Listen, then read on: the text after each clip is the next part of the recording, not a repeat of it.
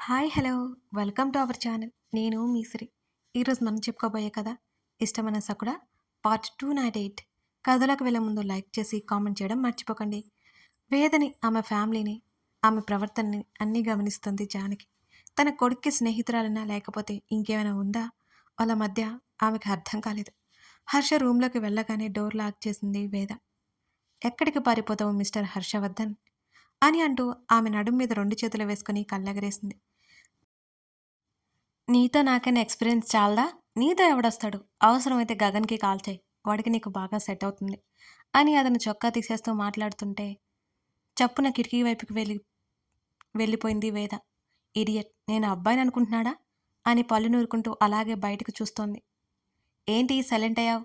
గగన్ దగ్గర నీ ఆటలు సాగవు అందుకే కదా అని నవ్వాడు. గగన్ ఖాళీగా లేడు. నువ్వు ఖాళీగానే ఉన్నావుగా? వేద చురకంటించింది. అంటారంటారు. ఏదో ఒక రోజు నేను సాధిస్తా. అప్పుడు తెలుస్తుంది మీకు. అంటూ వాష్‌రూమ్‌లోకి వెళ్లి మొహం కడుక్కొనొచ్చాడు. అప్పటికి అలసిపోయినట్టు అతను మంచం మీద వాలిపోయాడు. అతని గది అంతా పరిశీలనగా చూస్తోంది వేద. ఎక్కడ పడితే అక్కడే అన్నీ ఉన్నాయి. నీట్‌గా పెట్టుకోవచ్చు కదా హర్ష! అంటూ అతని వస్తువులు, అతని బుక్సు, ల్యాప్‌టాప్ అన్నీ టేబుల్ మీద ఎలా పడితే అలా ఉంటే సర్దేస్తూ చెప్పింది. మమ్మీ సర్దుతుందిలే అంటూ మొబైల్ చూసుకుంటున్నాడు. తాడిలా పెరిగా. ఆ మాత్రం చేత కదా నీకు? అని అంది వేద. నీకు నోరు బాగా పెరిగింది. కుట్టేయాలి మూతి అన్నాడు హర్ష. ఛా! చూస్తూ ఊరుకుంటాను మరి అన్నది వేద. ఏం చేస్తావు? అప్పుడు నీ నోరు కుట్టేస్తా అని అతని వైపు చూసి కోపంగా చెప్పింది. ఒక్కసారిగా బెడ్ మీద నుంచి జంప్ చేసి ఆమె దగ్గరికొచ్చాడు హర్ష. ఏది? కుట్టేయ్ అతను సడన్గా రావడంతో ఒక్కసారిగా అదిరిపడింది. ఆ టేబుల్‌కి అలాగే అతుక్కుపోయింది. హర్ష! వేషాలు వేయకు వేలు చూపించింది వేద. ఆమె చేతిని పట్టుకుని మరింత దగ్గరగా వచ్చి, ఒక్క క్షణమైన నోరు ఊరుకుంటుందా? పద్దాక నా మీద పడి గొడవ చేస్తూనే ఉంటావు అంటూ ఆమె తల పట్టుకొని అతనంత దగ్గరగా రావడంతో ఒక్కసారిగా ఆమె గుండె వేగం పెరిగింది. అతను ఏం చేస్తాడో అనే కంగారు ఎక్కువైపోయింది. మరింత దగ్గరగా ఉన్న అతని శరీరాన్ని చూస్తూ గుటకలు మింగింది అప్రయత్నంగా. ఆమె రెండు పెదవులను వేలతో పట్టి నీడిల్ ఎక్కడ ఉందో అనుకుంటూ ఆమె కళ్ళల్లోకి చూశాడు. ఆమె కళ్ళు బెదురుగా చూస్తున్నాయి. అతని చేతిని విసురుగా తోసేసింది. ఆమె వెళ్ళిపోవాలన్నట్టు పక్కకు జరగగానే ఆమెకు ఇరువైపులా చేతులు అడ్డుపెట్టాడు హర్ష. ఆమెకు అప్రయత్నంగా చెమటలు పట్టేశాయి. ఆమె పరిస్థితి అతను పట్టించుకోకుండా అతని గొడవలో అతనున్నాడు. "హ్మ్. ఏదో చేస్తాను అన్నావు చెయ్యి" ఆమె మొహానికి మరింత దగ్గరగా కాస్త వంగి మాట్లాడుతుంటే వేదకి ఊపిరి తీసుకోవడం కష్టంగా ఉంది. "హర్ష ప్లీజ్" ఆమెకు ఆ మాట కూడా కష్టంగా వచ్చింది. "చెప్పు. సారీ చెప్పు వదిలేస్తా" అన్నాడు. "చెప్తాను ముందు వదులు" అతని చేతులు తనని తాకినట్టుగా తాకుతుంటే ఆమె శరీరం వణుకుతోంది. "ముందు చెప్పు" అన్నాడు. "సారీ" అలా కాదన్నాడు హర్ష. "హర్ష సారీ ఇంకెప్పుడు నీ మాటకి ఎదురు చెప్పను. నిన్ను ఏమి అనను. హ్మ్. ఇలా చెప్పు. అప్పుడు వదిలేస్తా నేను" అతని మాటలకు కళ్ళు ఉరిమి చూసింది వేద. "చూసావా చూసావా? 1 సెకండ్‌లో ఫేస్‌లో ఫీలింగ్ మారిపోయింది తమరిది. ఇప్పటి వరకు భయపడి అప్పుడే కోపం" అన్నాడు హర్ష. "అది భయం కాదురా బాబు! నీకు ఎలా చెప్పాలి" అని దీనంగా వేడుకుని "సరే చెప్తాను" అని. "హర్ష నీకు నీ మాటకు ఎదురు చెప్పను. నిన్ను ఏమీ అనను. సారీ" అని పెదవులు బిగించుకుంది వేద. నవ్వుతూ చెప్పాలన్నాడు హర్ష. "ఎక్కువనట్లేదు" అంది. "నువ్వు పెట్టే టార్చర్ కంటే ఇదేం ఎక్కువ కాదులే" అన్నాడు హర్ష. "మా డాడీ దగ్గర నన్ను ఇరికిస్తావా? భలే దొరికావు. మా డాడీ క్లాస్ వినలేక చచ్చాను. నన్ను తాగుబోతుని చేసేశావు" అన్నాడతను కళ్ళు చిన్నవి చేసి. "నేనేం చెప్పలేదు హర్ష. నన్ను నమ్ము" అన్నది వేద. "పోయి పోయి నిన్నే నమ్మాలి మరి" అని అన్నాడు హర్ష. "నిజంగా నిజం హర్ష. బాబోయ్!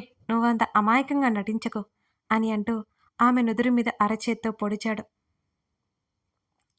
"అరే సరే ఇంకెప్పుడు అలా చేయను వదులు" అన్నది వేద. ఇంకా అంత దగ్గరగా అతనికి ఉండడం ఆమె వల్ల కాక, "నెక్స్ట్ టైం రిపీట్ అయింది అనుకో" అని కళ్ళతోనే బెదిరిస్తూ అప్రయత్నంగా ముఖాన్ని కాస్త కిందకి దించాడు. ఆమె పెదవులు అతని కంటపడి అవి వణుకుతున్నాయి. అతని నోట్లో మాట టక్కున ఆగిపోయింది. ఆమె లేత గులాబీ రేకుల్లాంటి పెదవులు అతన్ని ఊరిస్తున్నట్టు అనిపించాయి.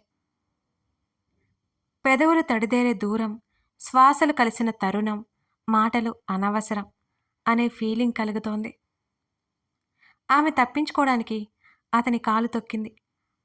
అప్పుడు ఈ లోకంలోకి వచ్చిపడ్డట్టు ఉలిక్కిపడ్డాడు హర్ష. అతను కాస్త దూరం జరగగానే ఆమె తప్పించుకొని బయటకి పరిగెత్తింది. హర్ష అప్రయత్నంగా వెన్ను తట్టుకున్నాడు. అమ్మో! ఎంత అనర్థం జరిగేది. ఒక్కసారి ముద్దు పెట్టుకున్నందుకే నన్ను యమలోకాల దగ్గరికి పంపించి వెనక్కి తీసుకొచ్చింది ఈ రాక్షసి. ఇప్పుడు పెట్టుకుంటేనా నన్ను ఖచ్చితంగా చంపేసేది. అయినా నీకేమైందిరా? పోయి పోయి ఈ శివంగికి టెంప్టయిపోతున్నావు. నో! అని పైకే అనుకుంటూ తల పట్టుకున్నాడు హర్షవర్ధన్. ఆ తర్వాత 2 రోజులు వేద కాల్‌కి ఆన్సర్ చేయలేదు. మెసేజ్‌లకి రిప్లై ఇవ్వలేదు. తర్వాత గగన్ రమ్మంటే బయటికి వెళ్ళాడు ఆ రోజు. అతను డిన్నర్‌కి వెళ్ళాడు. అతను వెళ్ళేసరికి వేద, గగన్ కూర్చొని మాట్లాడుకుంటూ కనిపించారు. "ఎందుకు నా కాల్ లిఫ్ట్ చేయట్లేదు నువ్వు? వచ్చి రాగానే వేద గొడవ చేస్తుంటే బిజీగా ఉన్నాను. ఏంటి రమ్మని చెప్పావు?" అని గగన్‌ని చూశాడు హర్ష. "డిన్నర్‌కి" అన్నాడు గగన్. "అది తెలుసులేరా బాబు. తెలుసు కదా! ఇంకా నీ వేస్ట్ క్వెషన్స్ ఏంటి?" అని గగన్ అనగానే దండం పెట్టేసి నోటి మీద చేయి వేసుకున్నాడు హర్ష. అతన్నే చూస్తూ వస్తున్న నవ్వుని బలవంతంగా ఆపుకుంది వేద. సార్ గారు చాలా రోజులుగా తర్వాత తిరిగ్గా ఉన్నట్టున్నారే? గగన్‌ని చూస్తూ అన్నాడు హర్ష. అదేం లేదు. బిజీగానే ఉన్నాను. మరిప్పుడు ఎందుకొచ్చినట్టు? వేద డిన్నర్‌కి ఇన్వైట్ చేసింది వచ్చేశాను అన్నాడు గగన్. ఓహో! ఇది నీ పనా? అన్నట్టు వేద వైపు ఒకసారి చూశాడు. చాలా రోజుల తర్వాత ముగ్గురు కలిసి మాట్లాడుకున్నారు. హర్ష, గగన్ రెగ్యులర్‌గా కలుస్తూనే ఉంటారు. ఎలా ఉంది నీ జాబ్? అని వేదని అడిగాడు. ఏం చెప్పమంటావు గగన్? మా సీనియర్స్ మమ్మల్ని టార్చర్ చేస్తున్నారు. అసలు టైమే ఉండట్లేదు. ఇదిగో ఈరోజు ఆగితే మళ్ళీ రేపటి నుంచి నైట్ షిఫ్ట్ నాకు. వేదకి ఒక్కసారిగా నీరసం ముంచుకొచ్చింది. Take care. నైట్ అవసరమైతే నాకు ఎప్పుడైనా కాల్ చేయి అన్నాడు గగన్. Thank you. వేద మరింత కృతజ్ఞతగా చూసింది గగన్ వైపు. ఏదైనా ఉంటే నువ్వు నేరుగా ఇన్వాల్వ్ అవ్వొద్దు. ఫస్ట్ ఆలోచించి స్టెప్ వేయి. ఆమె గురించి తెలిసి గగన్ హెచ్చరించాడు. నేనేం ఇన్వాల్వ్ అవ్వట్లేదు గగన్. నా ముందే ఎన్నో జరుగుతున్నాయి. ఏం చేస్తాను? ఏం చేయలేను. కొంతమంది డబ్బులు లేక డాక్టర్స్ కాళ్ళ మీద పడడం కూడా చూశాను. నా లైఫ్‌లో ఇది చాలా కొత్త పేజ్ గగన్. ఎందరో మనుషుల మనస్తత్వాలు తెలుస్తున్నాయి. ముఖ్యంగా నేను ఎలా ఉండాలో నాకు అర్థమవుతుంది అన్నది వేద. ఉన్నట్టుండి వాళ్ళ మధ్య డిస్కషన్ సీరియస్‌గా అయిపోయింది. హర్ష మౌనంగా వింటున్నాడు వాళ్ళ మాటలు. వీటన్నిటిలో బెస్ట్ థింగ్ ఏంటో తెలుసా? నా సాలరీ. ఆమె చిక్కగా నవ్వింది. గగన్ కూడా చిన్నగా నవ్వాడు. ఆ టైంలో అతనికి ధరణి గుర్తొచ్చింది. తన అత్త తిట్టి బ్రతిమాలి భోజనం పెడుతుండాలి. గబగబా తినేసి చదువుకుంటూ ఉండాలి అని గుర్తు చేసుకున్నాడు. అతని పెదవులు అప్రయత్నంగా విచ్చుకున్నాయి ధరణిని తలుచుకోగానే. ఎంతిస్తున్నారేంటి అని అడిగాడు హర్ష. ఎంతో మా స్థాయికి తగ్గట్టు. ఇదే వద్దనేది అన్నాడు హర్ష. నేను కూడా చెప్తున్నా. నువ్వు అడిగే విధానం ఎలా ఉంది? చెత్తగా ఉంది అని కోపంగా చూసింది వేద. ఫ్రెండ్స్ దగ్గర ఇలాగే మాట్లాడుకుంటాం. తెలీదా నీకు?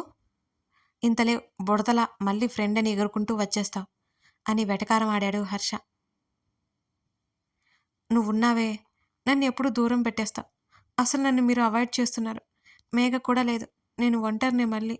ఉన్నట్టుండి వేద ఎమోషనల్ అయిపోయింది మేఘని గుర్తు చేసుకుని. మర్యాదగా ఇద్దరు గొడవ ఆపి తినండి గగన్ సీరియస్గా చెప్పాడు. నేనేం చేశానురా బాబు? నేనేదో సరదాగా అంటే ఎక్కడి నుంచి ఎక్కడికో వెళ్ళిపోయింది అని అన్నాడు హర్ష విసుగ్గా. నువ్వు సరదాగా అన్నావా? అసలు నేనంటే నీకు ఇష్టమే లేదు. ఇక్కడికి నేను రావడం కూడా నీకు ఇష్టం లేదు కదూ? ఆమెకు బాగా కోపమొచ్చి లేచి వెళ్ళిపోతుంటే ఆమె చేతిని పట్టుకుని ఆపాడు గగన్. వేదా తిను సీరియస్గా చెప్పాడు. ఏమంటున్నాడో విన్నావు కదా? తినేయి. గగన్ ఆమె వైపు చూస్తూ చెప్పడంతో ఆమె తలదించుకుని మెల్లిగా తింటోంది.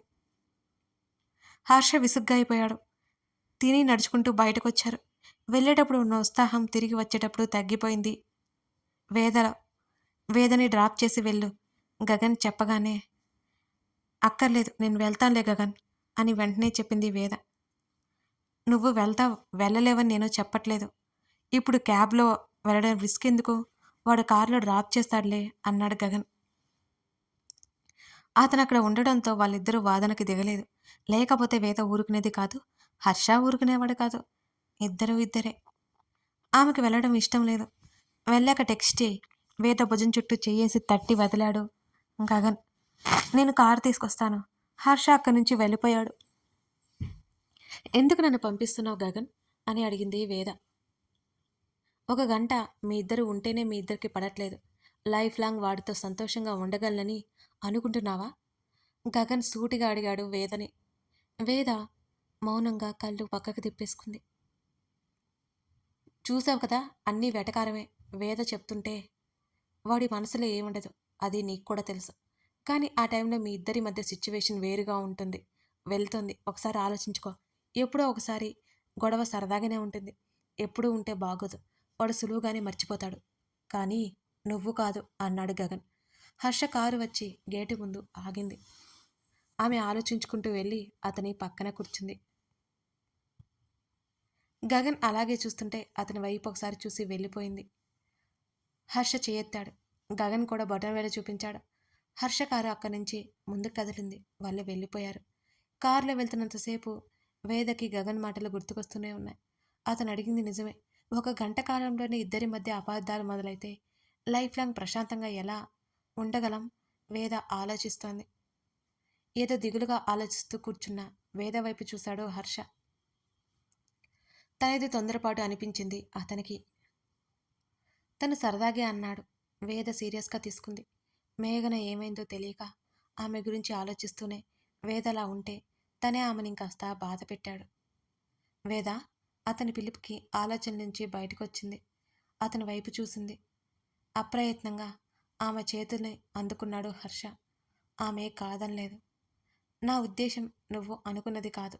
నేను సరదాగా మాట్లాడాలి. అతని కళ్ళలో ఆమెకు ఏం కనిపించిందో మరి. ఇట్స్ ఓకే, నేనే ఓవర్ రియాక్ట్ అయ్యాను అని నెమ్మదిగా చెప్పింది వేద. ఆమె ఇంటికి సమీపంలో అతను కారాపాడు. అతను ఆమె వైపుకు కాస్త తిరిగినట్టుగా జరిగి ఆమె చెంప మీద చేయి వేయగానే వేద అతని వైపు విస్మయంగా చూసింది. యు ఆర్ మై ఫ్రెండ్ వేద. నువ్వు నమ్మిన నమ్మకపోయినా ఇది నిజం. నేను అలాగే ఫీల్ అవుతాను. మేఘని మనం కనిపెడదాం. అతను అలా చెప్తుంటే ఆమె అలాగే చూస్తోంది. మరింత ఆశ్చర్యంగా అతని వైపే. గగన్ మాటలు మళ్ళీ గుర్తుకొచ్చాయి. ఒక్కో సందర్భంలో ఒక్కోలా అనిపిస్తాడో హర్ష అతనికి. తను అతన్ని అర్థం చేసుకోవాలో లేక అతను తనని అర్థం చేసుకోవాలో. ప్రేమించినంత మాత్రాన తను ప్రతిసారి సర్దుకుపోలేదుగా. అలాగని వదిలేను కూడా లేదు. మరేం చేయాలి? కథ కొనసాగుతుంది. ఇదన్నమాట సంగతి.